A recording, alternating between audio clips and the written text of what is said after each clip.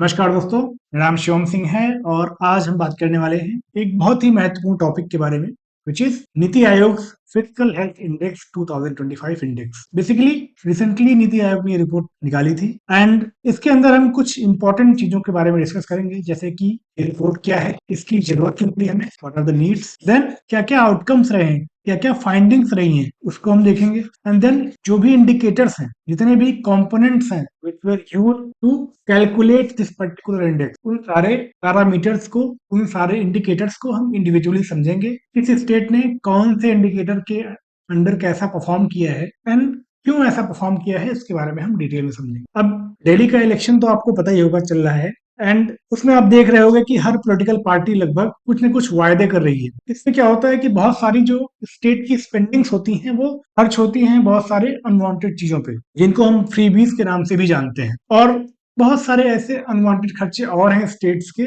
जिसकी वजह से जो उनकी स्पेंडिंग है वो उनकी अर्निंग कैपेसिटी से ज्यादा हो जाती है, which leads to fiscal deficit, और उसके ही कारण बहुत सारे नेगेटिव इम्प्लीकेशंस होते हैं फॉर द स्टेट फाइनेंसेस। सो इसके बारे में आज हम डिटेल में समझेंगे। बिफोर गोइंग फॉरवर्ड, पहले मेरे बारे में कुछ जान लेते हैं। ये कुछ मेरी क्वालिफिकेशंस हैं। मैंने 3 बार यूपीएससी का मेंस लिखा है, 2016, 18 एंड 19 में। Then I have also written few state PCS mains, specially UP का स्टेट पब्लिक सर्विस कमीशन का mains. I have also qualified JRF, which is basically junior research fellowship with the public administration as my subject। और 4 साल से ज्यादा का मेरा experience रहा है in mentoring and teaching students of various subjects. मेरी जो एक्सपर्टीज है वो है हिस्ट्री में, करंट अफेयर में, पॉलिटी में एंड गवर्नेंस में। तो I teach these subjects to the UPSC aspirants. अब बात करते हैं कि अगर आपको मेंटोरशिप लेनी है मुझसे तो यू कैन विजिट ऑन एडुवोल्ट, और यहाँ से आप मुझे सर्च करके मेंटोरशिप ले सकते हो। I provide mentorship on in the individual subjects as well as in general. Process आपको बता देता हूँ।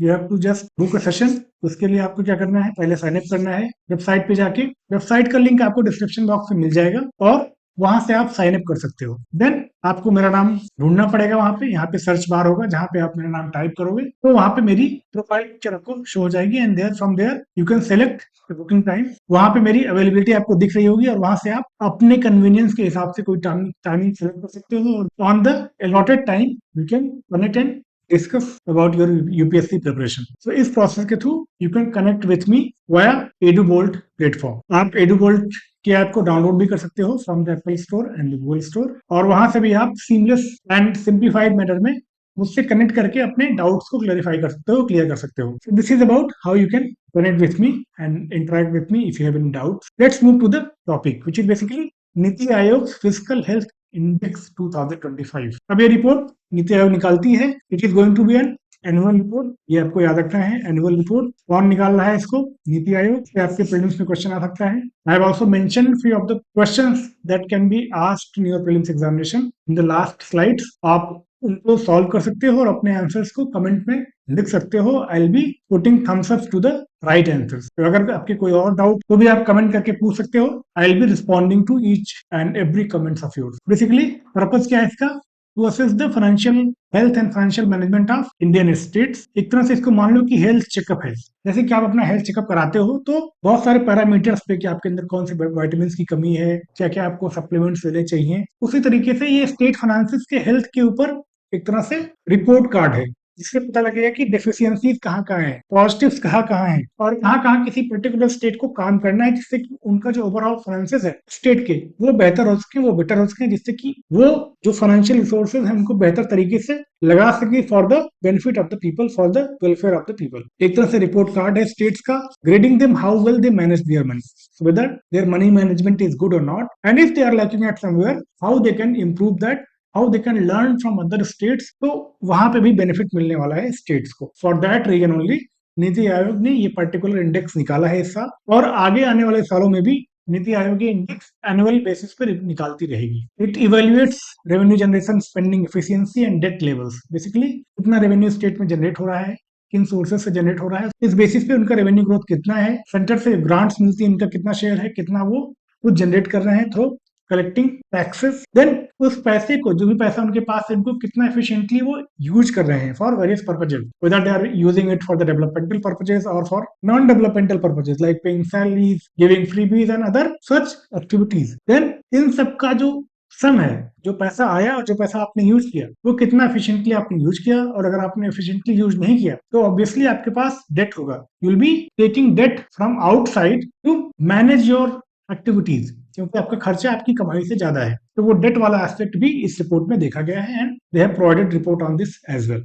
अभी आगे हम समझेंगे कि कैसे 5 पैरामीटर्स हैं, 5 इंपॉर्टेंट पैरामीटर्स हैं जिसके थ्रू नीति आयोग ने हर स्टेट्स की फिजिकल हेल्थ को असेस करने का काम किया है via this particular index. Purpose समझ लेते हैं, to evaluate physical health, to promote balanced regional development and economic stability. I have talked about this. अब यहाँ एक चीज इंपॉर्टेंट ये है कि सिर्फ 18 जो मेजर स्टेट है उनको ही कंसिडर किया गया है फॉर दिस पर्टिकुलर रिपोर्ट। इसमें जो हिमालयन स्टेट्स हैं एंड जो नॉर्थ ईस्ट के स्टेट्स हैं उनको इसमें कंसिडर नहीं किया गया है। इनके अलावा बचते हैं आपके 18 स्टेट्स, 18 स्टेट्स, उनको कंसिडर किया गया है फॉर दिस पर्टिकुलर इंडेक्स। अब इस इंडेक्स को बनाया गया है 5 पैरामीटर्स को, 5 इंडेक्सेस को कंसिडर करते हुए।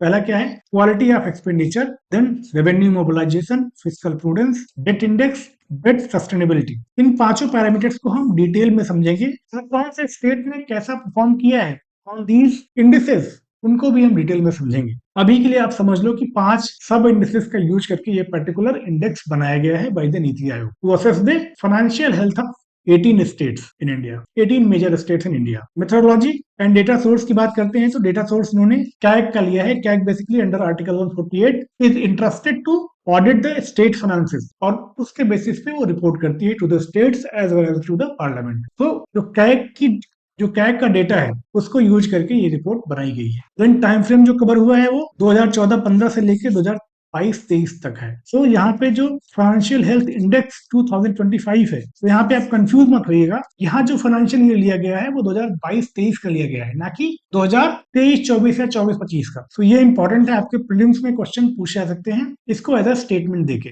देन टाइम फ्रेम क्या है? 2014-15 से लेके 2022-23 तक का टाइम फ्रेम है। अब जो एनुअल इंडेक्सेस दिए गए हैं इसमें वो बेसिकली 2022-23 फाइनेंशियल ईयर के होंगे, बट जो एक कंपैरेटिव एस्पेक्ट है उसके लिए इन्होंने टाइम फ्रेम दिया है वह 2014-15 से लेकर 2018-19 तक का, एंड देन 2019-20 से लेकर 2022-23 तक का, क्योंकि कोविड का टाइम था उस समय पे, तो that is why they bifurcated before Covid and after Covid aspect. Ranking system क्या है मैंने बताई दिया आपको कि इन पांचों इंडेक्सेस को यूज करके ये रैंकिंग बनाई गई है, and based on that states performance को मेंशन किया गया है, मेजर किया गया है। सिग्निफिकेंस क्या है या इंपॉर्टेंस क्या है इसका, ये समझ लेते हैं, ये आपकी मेंस में काम आएगा। फिजिकल हेल्थ फ्रेमवर्क, एक तरह से ये फिजिकल हेल्थ फ्रेमवर्क प्रोवाइड कर रहा है हर स्टेट को कि भाई आपके यहाँ कमी क्या है, यहाँ कहाँ दिक्कत आ रही है। जैसे आपने अपना हेल्थ चेकअप कराया तो पता चला कि कुछ वाइटामिन है जो कम है आपके, कुछ मिनरल्स आपके बॉडी में कम है, आपका कोई पर्टिकुलर ऑर्गन सही से काम नहीं कर रहा है, तो क्या होगा कि अकॉर्डिंगली आप उसको उस पर काम करोगे, कुछ दवाइयां लोगे, कुछ सप्लीमेंट्स लोगे, अपने रूटीन को सही करोगे। सो बेसिकली एक तरह से फिजिकल हेल्थ फ्रेमवर्क है ये स्टेट्स के लिए कि आपके फाइनेंशियल में कहाँ दिक्कत है, लेवल पे दिक्कत है, या रेवेन्यू जनरेशन में ही दिक्कत आ रही है, या आपके पास जो भी पैसा है उसको आप एफिशिएंटली मैनेज नहीं कर रहे हो, वहां दिक्कत आ रही है। तो इस फ्रेमवर्क के अकॉर्डिंग डेटा प्रोवाइड करके हर स्टेट को ये बताया जाएगा कि आपको कहाँ काम करना है, जिससे कि आपका जो ओवरऑल फिजिकल हेल्थ है वो इंप्रूव हो सके। आपका फाइनेंशियल फिजिकल हेल्थ इंप्रूव होगा तो देश का फाइनेंशियल फिजिकल हेल्थ इंप्रूव होगा, and that is why the second point, national vision alignment. क्योंकि जो देश बना है किससे? सारे स्टेट्स को मिला के। कोई एक स्टेट को अच्छा करके हम एक बेहतर देश या एक ग्रेट नेशन नहीं बना सकते हैं, हमें हर स्टेट पे काम करना पड़ेगा, हर स्टेट को काम करना पड़ेगा, so that our nation becomes great, so that equitable distribution of wealth happens across states. कोई भी कंसंट्रेशन ऑफ वेल्थ ना हो, कंसंट्रेशन ऑफ एम्प्लॉयमेंट ना हो, कंसंट्रेशन ऑफ रिसोर्सेज ना हो, ये इवनली डिस्ट्रीब्यूटेड हो अक्रॉस दी स्टेट्स, उसमें भी ये हेल्प करता है। तो जो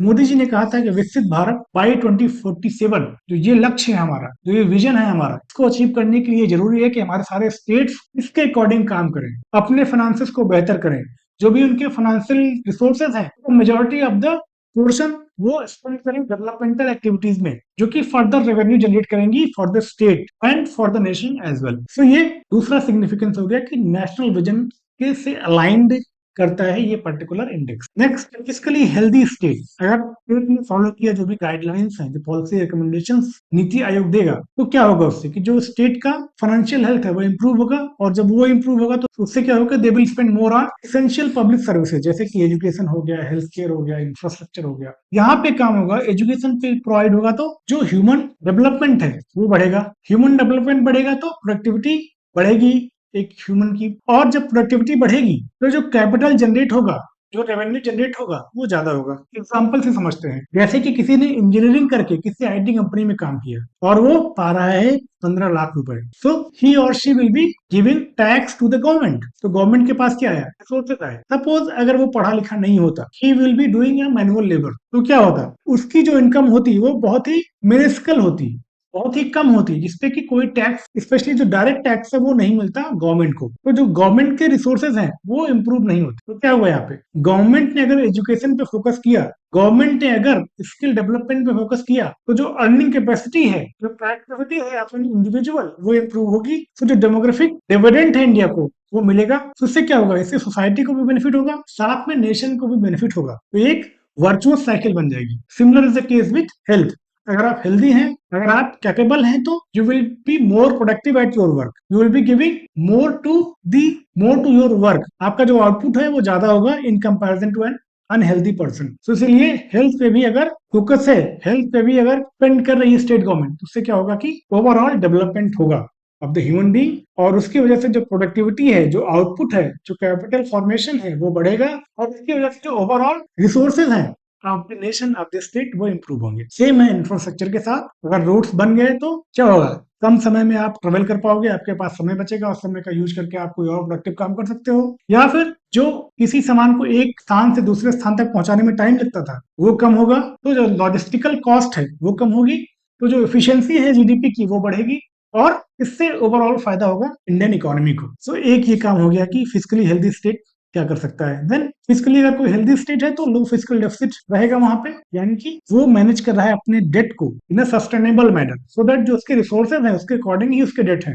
दोनों में मिसमैच नहीं है, मिसमैनेजमेंट नहीं है। इससे क्या होगा कि जो डेट बर्डन है वो कम होगा, और फ्यूचर जनरेशन पे भी डेट बर्डन कम होगा। डेट क्या है, debt is basically a liability on the future generation. अगर आपने आज उधार लिया है तो it will be a liability for you in future. So आप अपने फ्यूचर के रिसोर्सेज को यूज कर रहे हो आज, दैट इज बेसिकली डेट। तो अगर स्टेट या कोई इंडिविजुअल आप समझ लो कि लोन लेके कोई काम करता है, तो basically he has to pay that loan in the future, not today.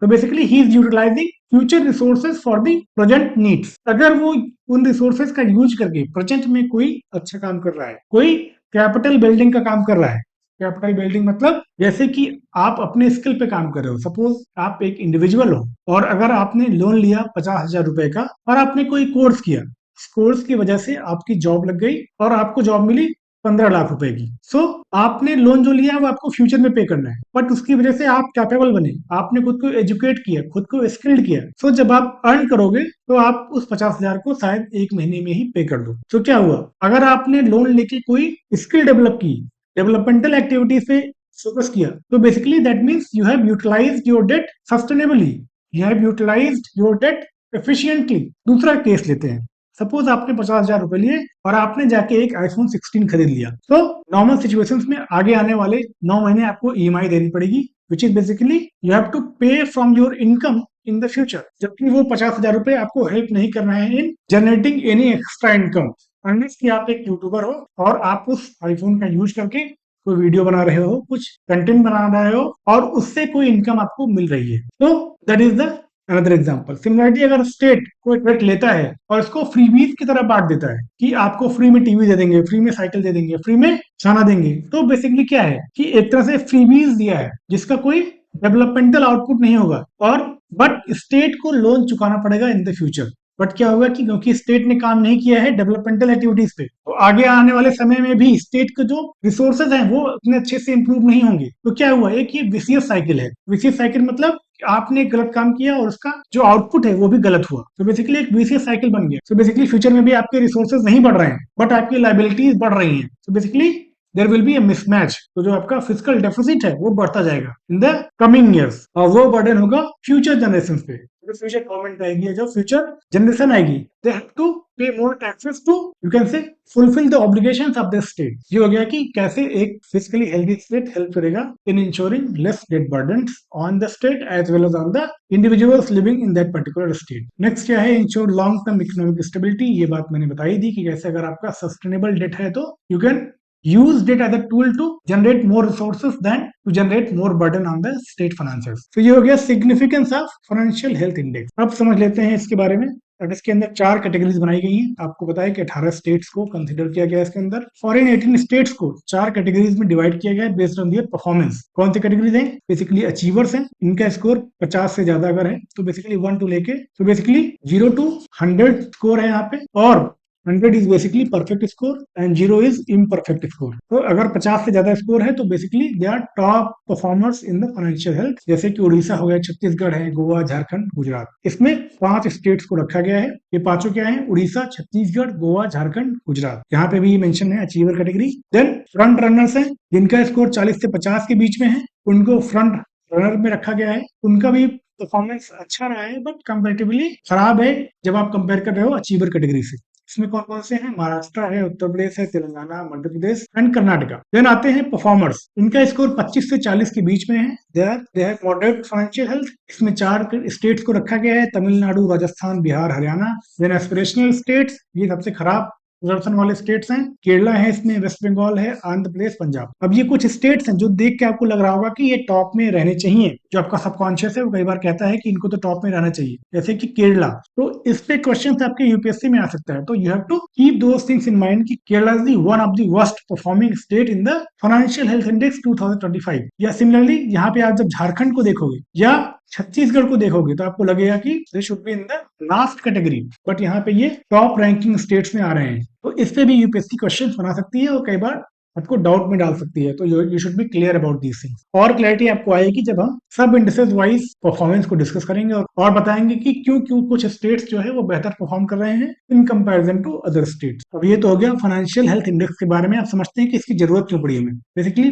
Post pandemic recovery, जिसकी बात मैंने की थी कि कोविड के बाद सारे स्टेट्स ने बहुत ज्यादा बारो किया, बहुत ज्यादा उधार लिया। क्यों? क्योंकि कंजम्पशन साइकिल उनको रीबूट करनी थी। कोविड के टाइम पे कंजम्पशन बहुत कम हो गया था, उसको रीबूट करने के लिए बहुत सारी बोरोइंग की, बहुत सारे स्पेंड किया स्टेट्स ने, इंक्लूडिंग दी सेंट्रल गवर्नमेंट। बहुत सारे वेलफेयर स्कीम चलाए गए, हेल्थ केयर पे फोकस किया गया। उसकी वजह से जो उनका फिजिकल हेल्थ है वो खराब हुआ। उसी को चेक करने के लिए कि whether they are recovering from it और they have gotten into habit of borrowing more and more in the wake of कोविड-19, को चेक करने के लिए भी इसकी जरूरत पड़ी हमें। देन डेट क्राइसिस, आपको पता है कि पंजाब में कैसे डेट क्राइसिस चल रही है। क्यों? क्योंकि they are spending a lot on giving subsidies और interest payment.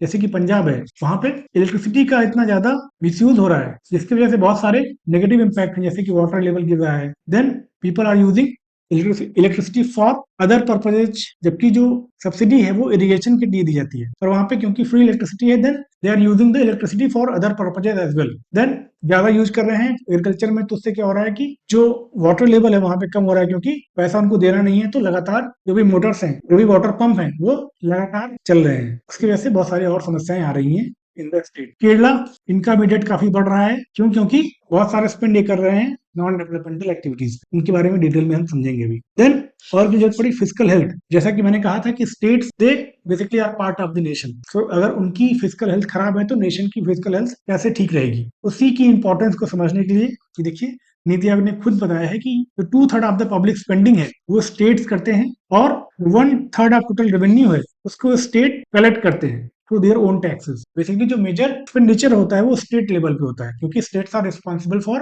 Implementing various policies and programmes. On the other hand जो टैक्स कलेक्शन है वो मेजरली सेंट्रल लेवल पे होता है, बट सेंटर दोबारा पैसे स्टेट्स को देता है वाया फाइनेंस कमीशन, जो कि आर्टिकल 280 के अंतर्गत बनाया जाता है। या फिर जो सेंट्रली स्पॉन्सर्ड स्कीम है उसके थ्रू बहुत सारी पैसे स्टेट्स को दिए जाते हैं बाय द सेंट्रल गवर्नमेंट। इसलिए जो रेवेन्यू में शेयर है उनका वो 1/3 का ही है, बट एक्सपेंडिचर में शेयर उनका 2/3 का है। Then financial health index offers a systematic approach to assess the states for physical health, identifies areas of improvement, promote best practices across states. अब ये इंपॉर्टेंट है। क्या होता है कि जब एक हेल्दी कंपटीशन होता है तो all the players they perform well. So यहाँ पे अगर बताया जा रहा है कि कोई पर्टिकुलर स्टेट जैसे कि उड़ीसा किसी पर्टिकुलर इंडिकेटर पे अच्छा परफॉर्म कर रहा है, इसका मतलब है कि और सारे जो स्टेट्स हैं they can learn from Odisha and they can implement those policies, programmes, initiatives at their own state level, जिससे कि उनका जो परफॉर्मेंस है दैट कैन आल्सो इंप्रूव। जो बेस्ट प्रैक्टिसेस हैं across the states, they can be a guiding light for the other states to improve. तो ये भी एक फायदा होने वाला है।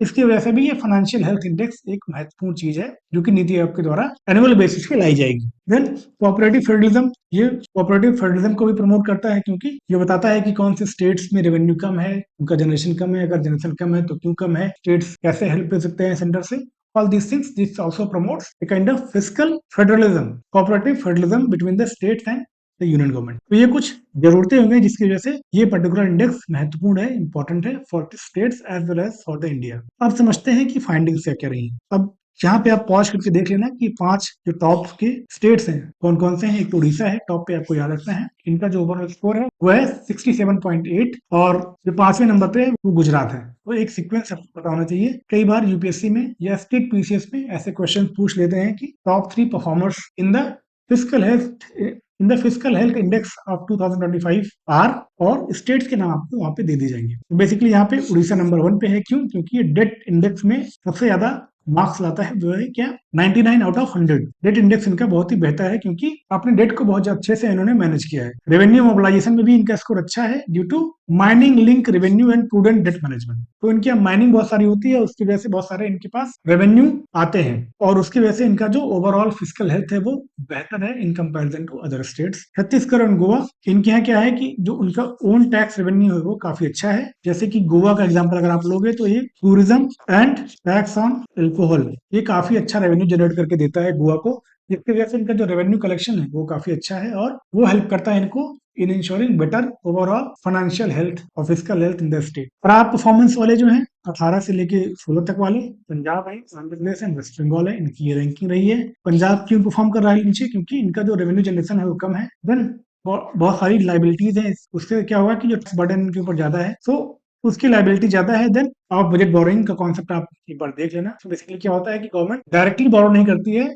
इनडायरेक्टली बोरो करती है, सो दैट जो उनका जो फिजिकल इंडिकेटर है उस पर वो रिफ्लेक्ट ना हो। बट जो ये परफॉर्मेंस मेजर कर रही नीति आयोग उसमें ये सारी चीजों को कंसिडर करती है, तो वहां पे रियल पिक्चर निकल के आती है। देन आंध्र प्रदेश एंड वेस्ट बंगाल में हाई फिजिकल डेफिसिट है, डेट बर्डन ज्यादा है, इसकी वजह से इनका परफॉर्मेंस खराब रहा है। ये एक पैरामीटर वाइज मैंने चार्ट बना दिया है, यहाँ पे आप देख लेना कि क्या इसका क्या मतलब होता है। Quality of expenditure, how much state spend on developmental activities like food, hospitals versus routine cost जैसे कि सैलरीज हो गई। देन रेवेन्यू मोबिलाइजेशन क्या हुआ, how state earn through taxes जैसे कि जीएसटी हो गया, एक्साइज हो गया, और नॉन टैक्स सोर्सेज जैसे कि माइनिंग एंड फीस हो गया। तो माइनिंग जैसे उड़ीसा के केस में काफी अच्छा रेवेन्यू जनरेट करके देती है, जिसकी वजह से उनका जो ओवरऑल फिजिकल हेल्थ है वो बेहतर है in comparison to other states. जैसे गोवा 87% रेवेन्यू अर्न करता है कहाँ से? टैक्सेस से। तो फिजिकल प्रूडेंस की बात कर लेते हैं।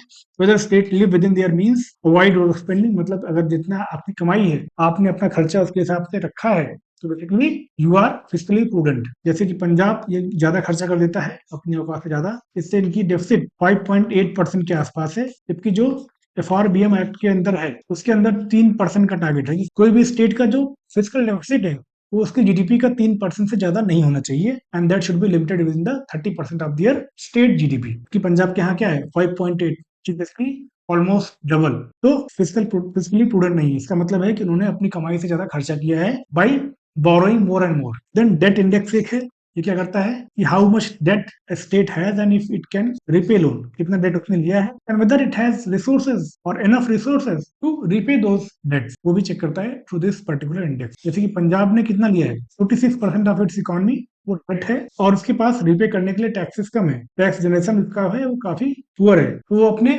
डेट को सही से रिपे नहीं कर पाएगा या टाइमली रिपे नहीं कर पाएगा, उसको खुद बोरो करना पड़ेगा even to repay their debt. तो इसलिए उसका खराब परफॉर्मेंस रहा है in this particular index. Then debt sustainability, can the states economy go faster than its debt, यानी कि अगर डेट आपका बढ़ रहा है हर साल, क्या आपकी इकोनॉमी उससे ज्यादा बढ़ रही है उससे कम बढ़ रही है? अगर ज्यादा बढ़ रही है तो अच्छी बात है, जैसे कि उड़ीसा की इकोनॉमी बढ़ रही है 8% से, जबकि उसका डेट बढ़ रहा है सिर्फ 4% से। तो अगर उड़ीसा ने 4 रुपए डेट लिया तो वो 4 रुपए डेट लेके वो 8 रुपए का काम कर रही है, यानी कि डबल कर दे रही है। तो दिस इज गुड कि अगर आप डेट लेके उसको डेवलपमेंटल एक्टिविटीज में लगा रहे हो तो मोर रिसोर्सेज जनरेट हो रहे हैं, मोर टैक्सेस जनरेट हो रहे हैं और आपकी ओवरऑल जो स्टेट की परफॉर्मेंस है वो बेहतर हो रही है। सो डेट सस्टेनेबिलिटी का वो मेजर। अब एक एक चीज को समझते हैं डिटेल में। Quality expenditure basically development versus non development, की डेवलपमेंट पे कितना एक्सपेंडिचर हुआ है। इसमें दो इंडिकेटर्स यूज किए गए हैं, total development expenditure out of total expenditure, मतलब आपने खर्चा किया है उसमें कितना पार्ट आपने डेवलपमेंट के ऊपर किया है। देन कैपिटल आउटले कितना है आपके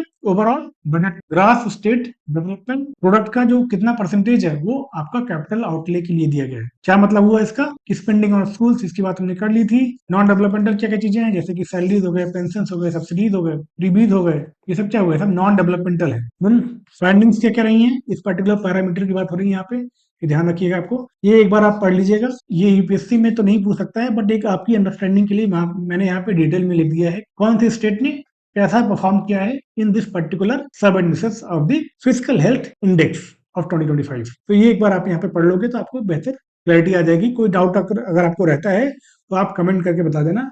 I'll be happy to clear your doubt in the comment itself. Similar is the revenue mobilization. इसमें क्या है, इसमें क्या करता है, examines how state generate its own revenue, tax and non-tax without relying heavily on the central transfer. जैसा कि मैंने कहा था कि ट्रांसफॉर्मेशन के थ्रू पैसा आता है, प्लस जो सेंट्रली स्पॉन्सर्ड स्कीम्स हैं इसके अंदर भी सेंट्रल गवर्नमेंट पैसा देती है स्टेट्स को, या फिर सेंट्रल सेक्टर स्कीम्स जो है जिसमें कि सेंट्रल गवर्नमेंट 100% पैसा देती है स्टेट्स को, उसके अंदर भी पैसा मिलता है इनको। तो यहाँ पे इंडिकेटर्स कौन कौन से यूज किए गए हैं, states own revenue as a percentage of their GDP, then states own revenue as a percentage of total their total expenditure, कि जो उनका पैसा खर्च कर रहे हैं वो उसमें से कितना वो कमा रहे हैं और कितना बोरो कर रहे हैं, से पता लगेगा।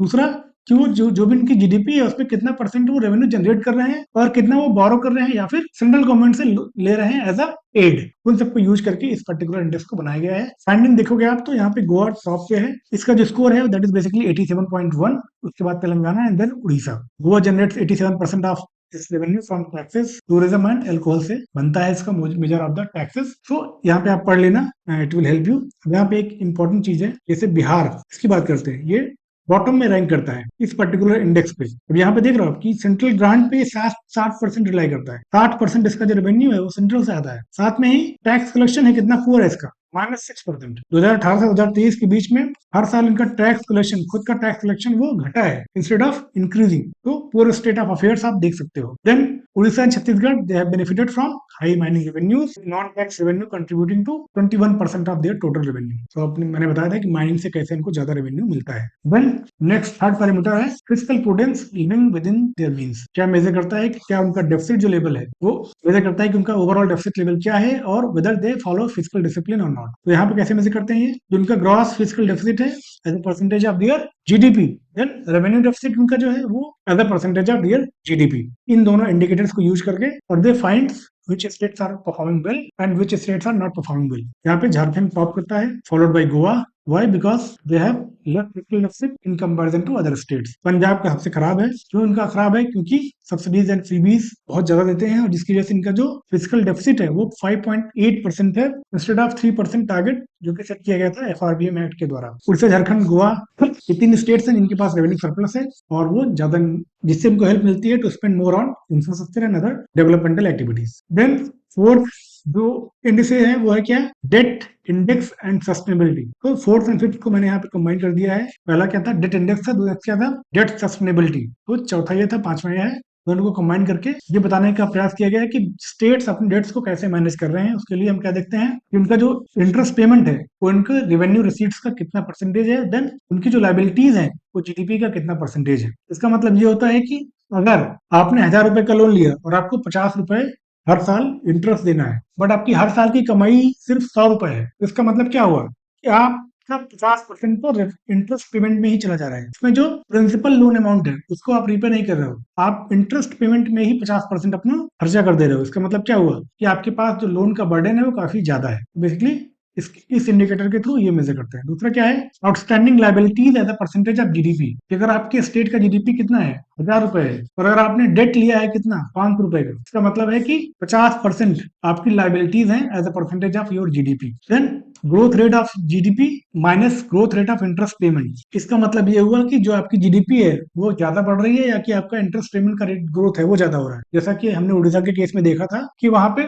जो इंटरेस्ट पेमेंट का ग्रोथ है वो कम हो रहा है in comparison to their GDP, जिसकी वजह से they are generating more resources and which they are spending more on the developmental activities which further generating more resources. तो एक तरह से एक वर्चुअस साइकिल डेवलप हो रही है जिसका हेल्प करके उनके रिसोर्सेज को बूस्ट किया जा रहा है। क्या क्या मेजर करते हैं इसमें, debt to GDP ratio, then debt sustainability, compare state economic growth versus state payment growth. ये बात हमने कर ली थी ना। उड़ीसा का यहाँ पे 99 स्कोर है डेट इंडेक्स में, छत्तीसगढ़ का 79 है। जो उड़ीसा की इकोनॉमी है वो 8% से ग्रो कर रही है, जबकि उनका डेट जो है वो 4% से ही ग्रो कर रहा है। पंजाब का स्कोर यहाँ पे 0 है, क्यों, क्योंकि इनकी डेट लाइबिलिटीज बहुत ज्यादा है, उनकी इकोनॉमी 5% से ग्रो कर रही है, जबकि उनका डेट जो है वो 10% से ग्रो कर रहा है। तो आप देख रहे हो उल्टा है एकदम। उड़ीसा और पंजाब का केस एकदम अपोजिट है। उड़ीसा में उनका जो डेट है वो 4% से ग्रो कर रहा है, बट जो उनकी इकोनॉमी है वो 8% से ग्रो कर रही है। इसका मतलब they are utilising their debt in a sustainable manner, in a positive manner, in a developmental manner, जिसकी वजह से उनका ग्रोथ ज्यादा हो रहा है। On the other hand Punjab is utilising its debt in ए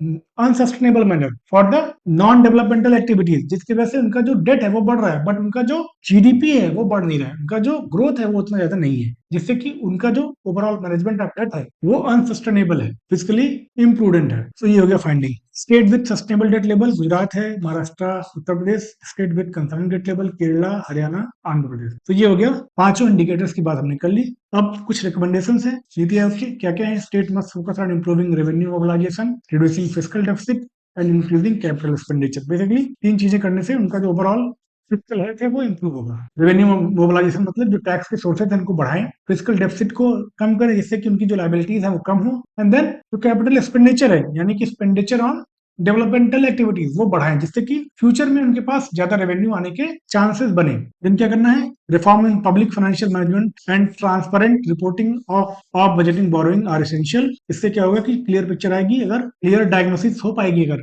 कि उनकी फिजिकल हेल्थ खराब क्यों है, तभी जाके relevant and to the point measures लिए जा सकेंगे to improve their physical health. इसलिए पब्लिक फाइनेंशियल मैनेजमेंट को इंप्रूव करना जरूरी है।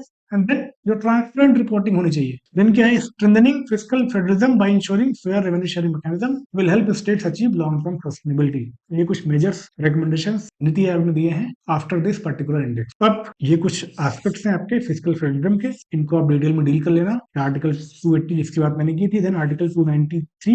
इसके अंदर क्या होता है कि अगर स्टेट ने कुछ भी लोन लिया है सेंट्रल से, तो फ्यूचर में कोई भी लोन अगर स्टेट लेती है उसको पहले प्रायर परमिशन लेनी पड़ेगी सेंट्रल गवर्नमेंट की। Only then state can borrow more from through other mechanism. तो ये आर्टिकल 293 में मेंशन किया गया है। देन जीएसटी काउंसिल के बारे में हमको पता ही होगा, दोनों का रिप्रेजेंटेशन रहता है इसमें। And taxes are divided between the centre and the states. Then कुछ कोर्ट केसेस भी हैं जहाँ पे कोर्ट ने कहा है कि और centre has power to enforce physical discipline, intervene in the cases of misuse of fund. तो सेंटर कैन इंटरवीन। और इसी वजह से क्यों, क्योंकि आर्टिकल 293 में खुद बोला गया है कि स्टेट्स अगर डेट लेते हैं कहीं और से और उनका पहले से बकाया है सेंट्रल गवर्नमेंट के पास, तो सेंट्रल गवर्नमेंट की प्रायर परमिशन के बाद ही दे कैन बोरो मोर। एक तरह से ये लिमिट करता है स्टेट्स को फ्रॉम बोरोइंग अनसस्टेनेबली। सेंटर के पास पावर होती है, they can refuse those things. तो सेंटर अगर मना कर देगा तो states will not be able to borrow more. क्या क्या की टेक अवेज हैं, देखिए अर्निंग को बैलेंस करिए, खर्चे को कम करिए, बोरोइंग को कम करिए। तीन चीजें हैं ये, आप चाहे स्टेट्स के बारे में ले लें या इंडिविजुअल्स के बारे में ले लें या फैमिली के बारे में ले लें, अगर इन तीनों चीजों पे आपने काम किया है तो आपकी जो फिजिकल हेल्थ है वो अच्छी रहेगी,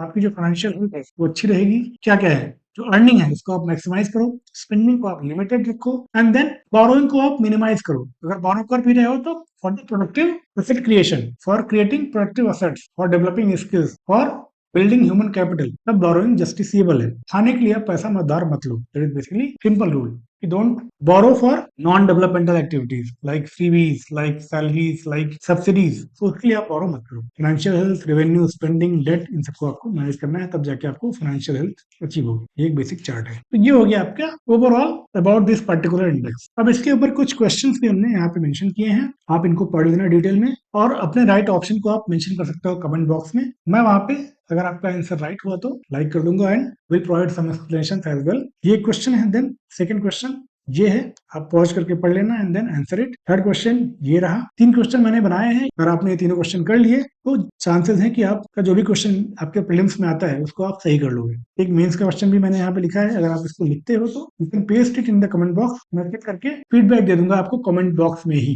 तो थैंक यू फॉर ज्वाइनिंग, जल्द ही मिलते हैं विद नेक्स्ट informative videos। अगर आप चैनल पे नए हो तो do subscribe to the channel, it will help us a lot. Thank you.